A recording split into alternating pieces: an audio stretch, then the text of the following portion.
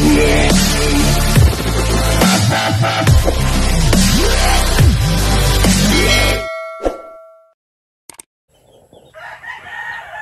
morning mga boss. Ito na update natin sa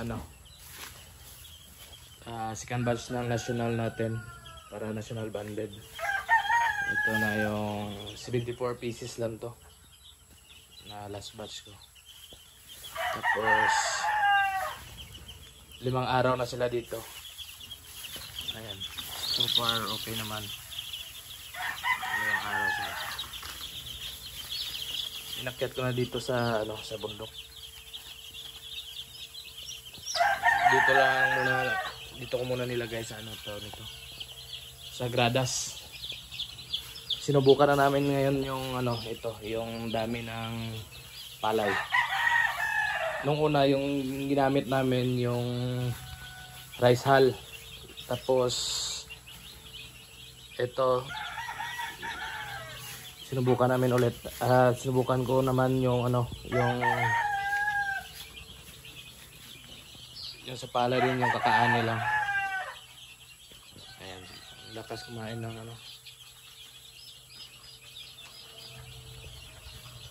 Ayan.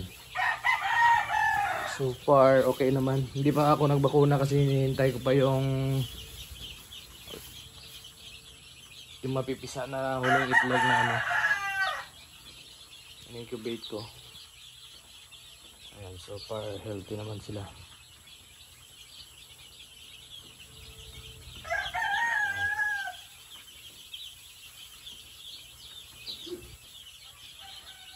Ayan lang lakas na kumain.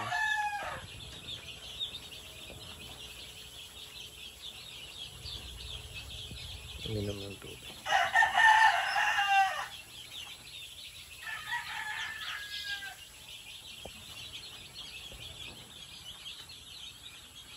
Titingnan ko muna kung ano ang epekto ng kung maganda ba yung paglaki nila sa ganitong pamamaraan.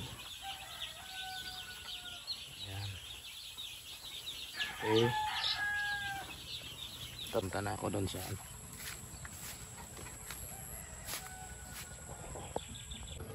Tapos ito naman yung first batch natin.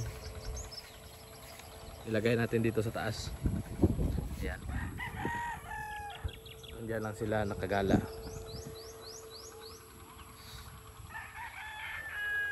Subukan natin maging healthy sila. So far wala naman akong nakitang sakit. Tapos ngayon paiba-iba yung dito. Ulan, init. Pero kaya naman nila. Nilalagay ko na dito sila sa hindi ko na pinapakyat. Diyan na lang sila sa range nila. Ayan. Yun yung barn namin, yung gradas na ginawang barn. Tapos yan, konti na lang yung mga broodcock na lang natira. Pinapahinga ko na yung mga broodcock ko para hindi ma-overuse. Tapos yung mga inahin na yun, tinalian ko na doon sa tipi. Yung tamang production lang para ma-maintain natin yung quality ng sisiyo natin. Quality tayo over quantity. Tama lang yung pakunti-kunti yung kaya lang natin. Kaya national lang yung binread namin ngayon para makapokus kami. Kasi pag sobrang dami hindi na natin maalagaan ng maayos. Kasi nga nag-after tayo sa quantity. Ayan. Ito na yung mga month old ko. Kakapurga lang to.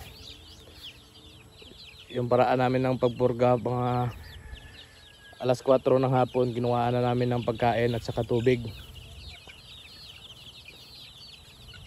After ko magkuha ng tubig, pagka umaga, yung pamurga yung inuna ko. Ayan. Medyo pakunti-kunti na namumula na yung mga mukha nila. So far wala silang feeder picking kasi nga malawak yung area. Tapos nakagala sila ng parang natural lang. Tapos pinapabayaan ko na kahit ulan init. Kumpleto naman yung bakuna, bali after 40 days nila magkukuraiza na ako. Kuraiza vaccine, Polpax, tapos na Lasuta, lahat B1B1 Gumboro. Ayan na sila. Walang kasakit-sakit, walang sipon. Kahit ulan, ulan init. Nababayaan ko na sila sa wild kasi ano naman sila ibon eh.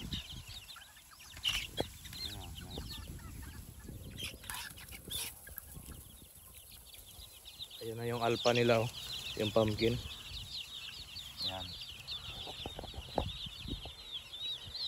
May nauna kasi akong 13 kaya hinalo ko na lang sa 80 ko. Ayan yung isang ano, namumula na yung muka. Super okay naman.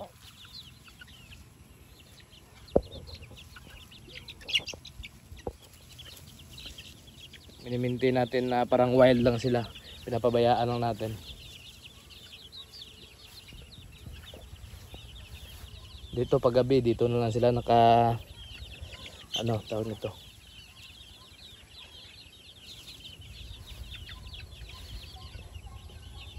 ayan, tingnan mo parang kunti lang pero yung iba nandun sa ilalim. Ikutan ko para lumabas sila lahat.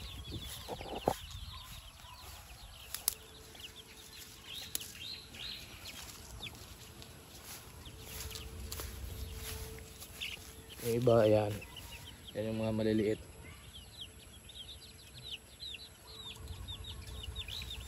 Nakakasabay naman sila sa mga malalaki. Ayan, putan ko dito.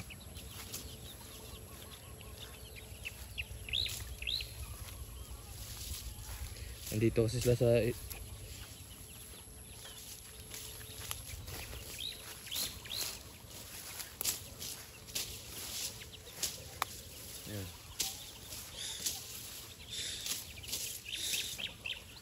Pagkatin ko sila para makita natin. Ayan. Natural raising lang to ng ano natin, alaga. Ayan, kompleto na sila sa bakuna. Mycoplasma na lang at saka coryza yung kulang. Ayan. May mga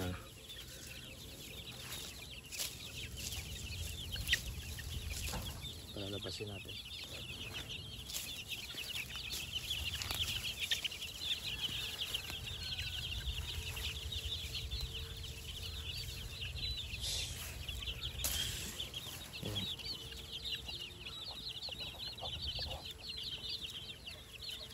Wala tayong treatment dito, puro prevention lahat yung ginagawa natin. Kaya nga nila, prevention is better than cure. Yan yung motto natin. Pag nagkasakit, kal kaagad.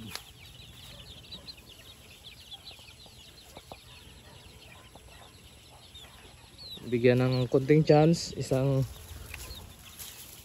chance na gamutin, tapos wala na. Ayan, mga ipot nila. Dito sila naka... Ayan.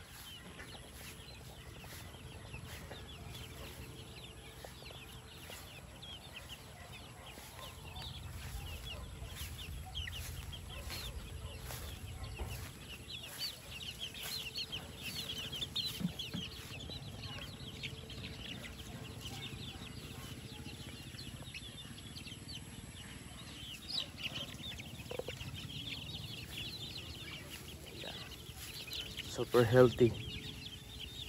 Super healthy yung alaga natin.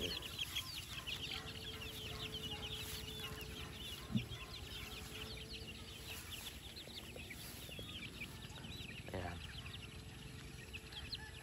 Rain or shine, still healthy.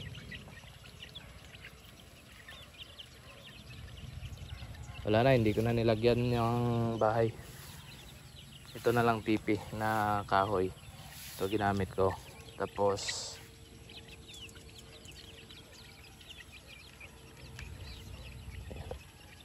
Yung gamit kong batok Supremo 1 pa rin to. Hindi pa ako nag-change speeding. Mag-transition na ako after 2 months na nila para hindi ma-stress yung digestive nila. After 2 months transition na ako 10%, 20 hanggang paakyat na yung ano ko. Ayan yung mga pump. Para walang stress. Less stress.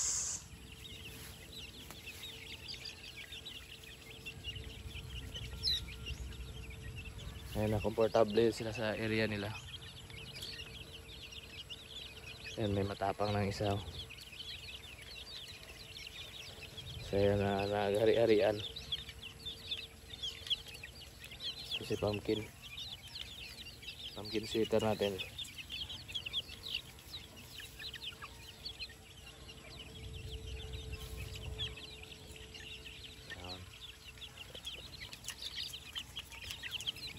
Tapos 4 times a day yung kain nila. Ina-adjust natin pa konti-konti. Dati unlimited to. Tapos ginawa natin 5 times. At saka ngayon 4 na lang. Then after 2 weeks siguro gawin na natin 2 kainan na lang.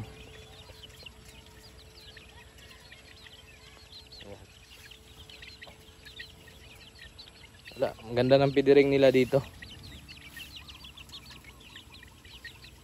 Ito yung mga maliliit, nakakasabay na rin.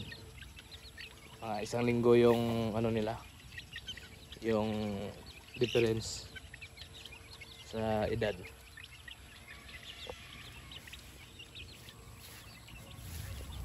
Ayan. Ayan na yung iba.